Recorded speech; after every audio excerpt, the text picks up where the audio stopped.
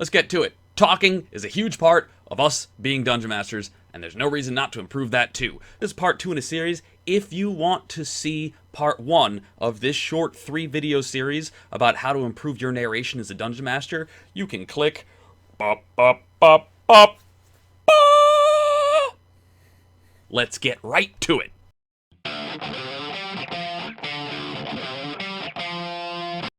The first point for today, shorter is better. Losing a player's attention is the worst feeling as a Dungeon Master, so don't give them the chance. Don't get long-winded, just keep it short.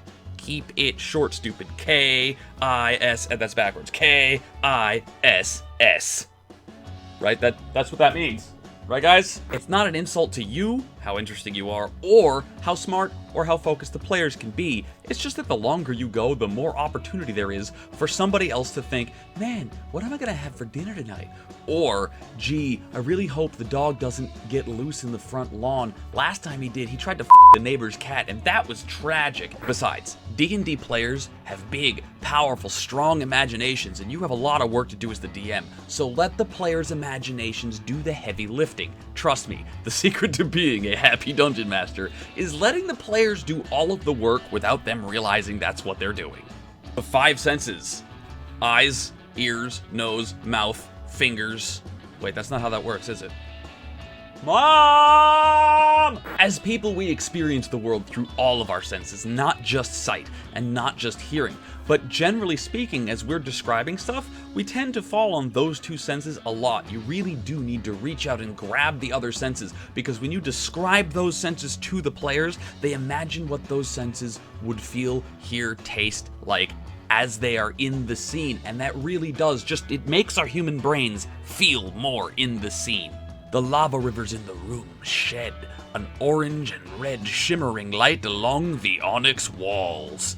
That's a really good starting point. But now you have some options. The room is filled with the echoing of thick, bubbling sounds. The air here is stiflingly hot and damp. The metallic, coppery tang you taste on the air here is very concerning.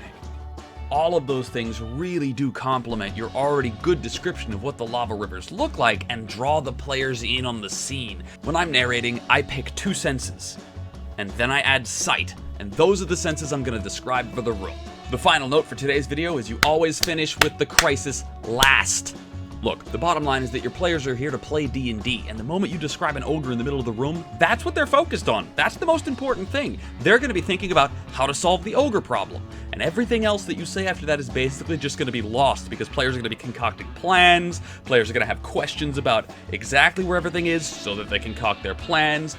The bottom line is that the DM cycle that we've spoken about before ends with what do you do? And ultimately, describing the monster in the room is implying what do you do, even if you haven't said those words just yet.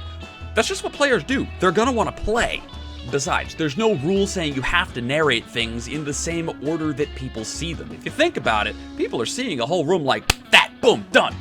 It takes you 10 to 20 seconds to describe an encounter's location. It took them in the game world probably a split second to see all of that stuff. And there you have it. Shorter is better. Let the players' minds do a lot of the work, and don't bore them to death with being long-winded. You have 5 senses, mix and match them and use them to draw players in, and finish with the crisis last, because players are going to latch onto that and run with it, and anything you say after that is just going to get lost anyways. I'm Evil Squeegee. I'll catch you guys later. Adios. Enchanted dagger in one hand and mystic Glock in the other, you stalk down the hallways of the ruined, abandoned government laboratory.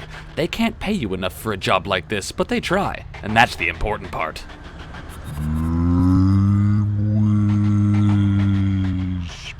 Comes the groan echoing down the hallway. The unnatural sound makes your whole body twitch with adrenaline. The sound is interrupted by the sporadic discord of sparks discharging from loose wires, and the occasional sound of a chair or table leg grinding against the floor in an otherwise abandoned building. Agent Twitter, is that you? Comes the static of your walkie-talkie. All of the noise of the shuffling zombies stops up ahead.